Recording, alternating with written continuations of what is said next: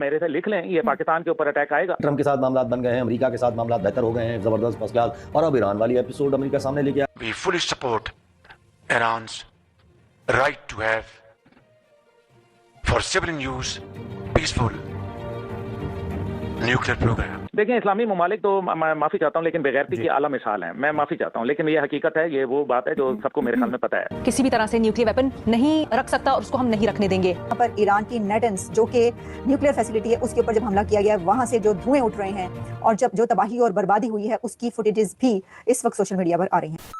अब्दुल्ला साहब, आप नहीं समझते कि जो गजा के अंदर इसराइल ने किया, उसके बाद भी उसका हौसला इसलिए बढ़ा कि उसने देखा कि अगर अमेरिका आने वाले दिनों में जिस तरह से सदर ट्रंप ऐलान कर रहे हैं, बाइडेन ने तो बड़ा खुल के सपोर्ट किया, लेकिन ट्रंप उस तरह नहीं कर रहे, तो इसराइल ये समझ चुका है कि अगर हमें अमेरिका उस तरह सपोर्ट नहीं करेगा तो ये जो इस्लामी ममालिक हैं, ये कौन से इकट्ठे हैं, ये कौन से यकजा हैं जो कि मिलकर हमारे खिलाफ कार्रवाई कर सकते हैं। इससे उसका हौसला मजीद बढ़ा। इसराइली फौज की तरफ से ताजा तरीन इत्तलात आ रही हैं, आप तक पहुंचाते हैं।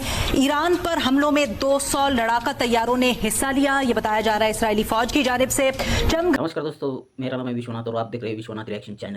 तो वार न्यूज़ की खबर आ रही है, ईरान और इजराइल की ज़बरदस्त जंग छिड़ी हुई है और पाकिस्तान में घबराहट की लहर चालू है। वो ईरान और इजराइल की जंग में पाकिस्तान बोल रहा है हम पर ना हमला हो जाए फिर से, तो वो डर के मारे अनप शनप बोल रहा है।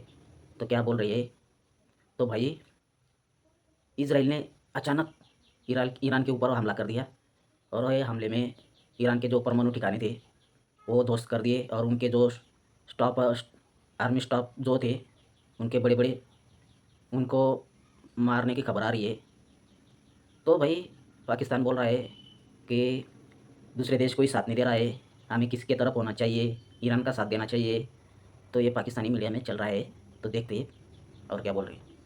इसराइल ने किया, उसके बाद भी उसका हौसला इसलिए बढ़ा कि उसने देखा कि अगर अमेरिका आने वाले दिनों में जिस तरह से सदर ट्रंप ऐलान कर रहे हैं, बाइडेन ने तो बड़ा खुल के सपोर्ट किया, लेकिन ट्रंप उस तरह नहीं कर रहे, तो इसराइल ये समझ चुका है कि अगर हमें अमेरिका उस तरह सपोर्ट नहीं करेगा तो ये जो इस्लामी ममालिक हैं, ये कौन से इकट्ठे हैं, ये कौन से यकजा हैं जो कि मिलकर हमारे खिलाफ कार्रवाई कर सकते हैं। इससे उसका हौसला मजीद बढ़ा। देखिए, इस्लामी ममालिक तो मैं माफी चाहता हूँ, लेकिन बेगैरती की आला मिसाल है। मैं माफी चाहता हूँ, लेकिन ये हकीकत है, ये वो बात है जो सबको मेरे ख्याल में पता है। अगर इस्लामी ममालिक जो है वो इकट्ठे होते तो आज अगर अमेरिका और इसराइल मिलकर पॉलिसी बना सकते हैं, बरतानिया अमेरिका के साथ इसराइल के लिए खड़ा हो सकता है, तो मुसलमानों को कोई तकलीफ है कि वो गजा के लिए न खड़े हों? क्या अभी हकीकत नहीं है कि हम जिस तरीके से मामलात को देख रहे हैं, ये मैं आपको बड़ा मेरे से लिख लें, ये पाकिस्तान के ऊपर अटैक आएगा, ये बिल्कुल, या भारत क्योंकि अपना ऑपरेशन सिंदूर जो है उसने खत्म नहीं किया। और जिस तरीके से आपने कहा कि इसराइल को हौसला मिला, तो क्या कश्मीर में जिस तरह से मजालिम जारी थे और जो आस पड़ोस के ममालिक के अंदर भारत की छेड़खानी जारी थी, जब वो कनाडा के अंदर जो है वो लोगों को कत्लेआम करवा रहा था, तो क्या उससे इंडिया का हौसला नहीं बना? हौसला मिला और उसके बाद उसने जो है वो ऑपरेशन सिंदूर के जरिए पाकिस्तान पर हमला किया। ये तो बड़ी वाज़ेह बात नजर आ रही है। इंटेलिजेंस फेलियर तो गजब का है। अब आप देखें कि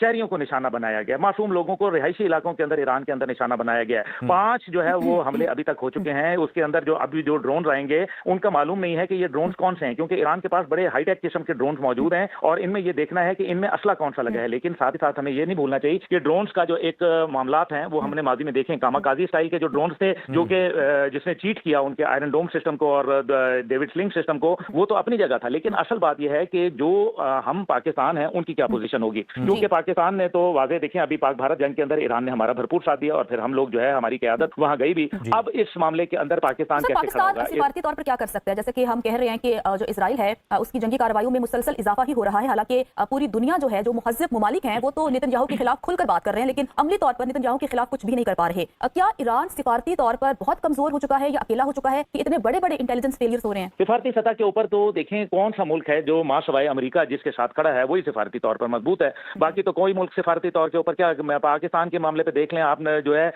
70 साल हो गए कि हमारी करारदादें यूनाइटेड नेशन में पड़ी हुई हैं, सड़ रही हैं। कश्मीर तमाम क्लियर कंट्रीज हैं और किसने अभी तक ये क्या किसी ने इंडिया को कुछ बोला? आप लोग जो है वो असल में ख्वाब खरगोश से पता नहीं कब बेदार होंगे कि जब वो आपके ऊपर पानी उन्होंने बंद कर दिया। वर्ल्ड बैंक ने कोई वार्निंग इशू की है भारत को कि आपने पाकिस्तान का पानी बंद करके जो है इंटरनेशनल कवानीन की और वर्ल्ड बैंक के कवानीन की खिलाफ वर्जी की? एक वार्निंग उन्होंने इशू नहीं की। ये आलमी कवानीन उनके साथ हैं जो बीबी जो इस टाइम पे ताकत जबरदस्त का ठेंगा सर के ऊपर, सीधी सी बात है। उन्होंने हमला किया है, वो मजीद हमले करेंगे, उनको इससे पूरे।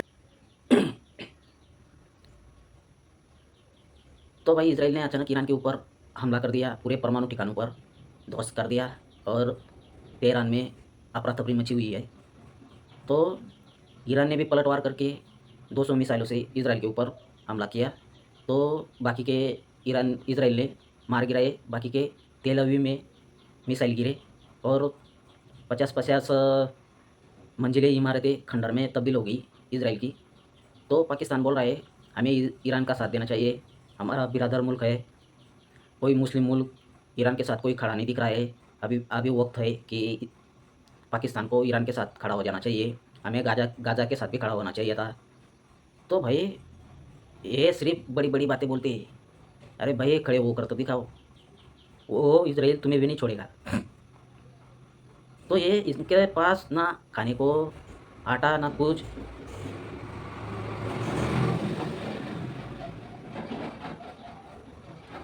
इनके पास ना खाने को आटा ना पैसे अपने पेट पालने के लिए, और ये ईरान के साथ देकर युद्ध लड़ना चाह रहे थे। अरे भाई ये सिर्फ बातें बोल सकते हैं, ये सिर्फ बड़ी बड़ी बातें बोलते हैं, हम इसका साथ देंगे उसका साथ देंगे। हाँ, तुमसे कुछ नहीं होगा, तुम सिर्फ बोल सकते हो। साथ खड़े होने के लिए, युद्ध करने के लिए पैसे लगते हैं, और तुम्हारी आवाम का पेट तुम भीख मांग कर भरते हो। तो इजराइल और ईरान का ज़बरदस्त युद्ध चल गया। ये जब ऑपरेशन सिंदूर हुआ था तो ये शहबाज शरीफ तुर्की गया था, ईरान गया था भीख मांगने। तो ये ईरान ने भी इनके ऊपर हमला किया था। तब ईरान ने भी बोला था कि आतंकवादी को पनाह मत दो, कार्रवाई करो। उनकी बेइज्जती कर दी थी ईरान ने वहाँ पर। तो थोड़ी सी मीठी क्या बात बोल दी ईरान ने।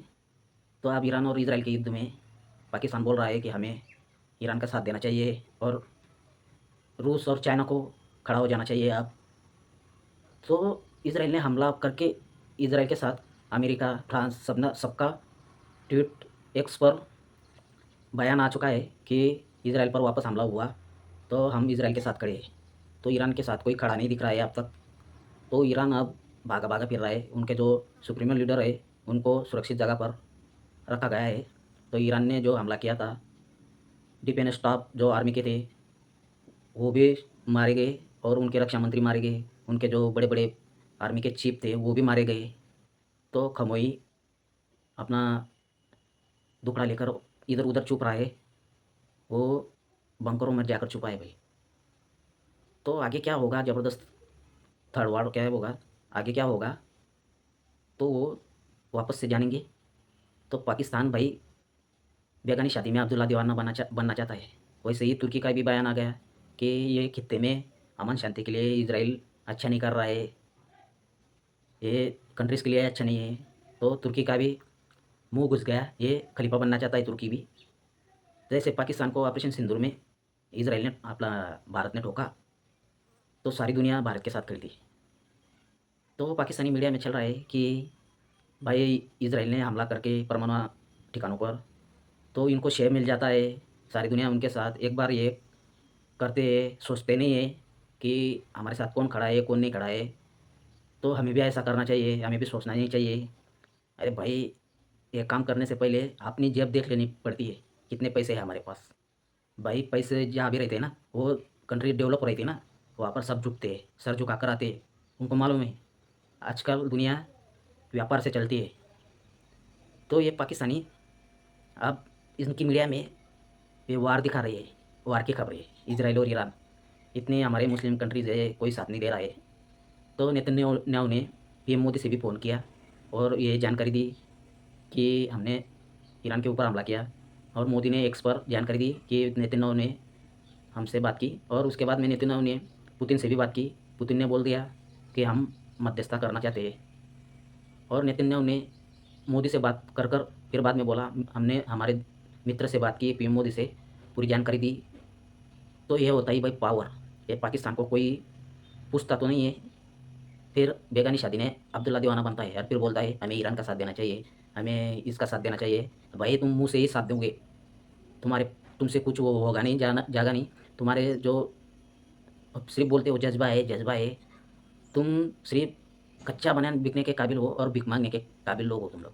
तो भाई वीडियो कैसी लगी शेयर सब्सक्राइब करना, मिलता है अगली वीडियो पे। धन्यवाद।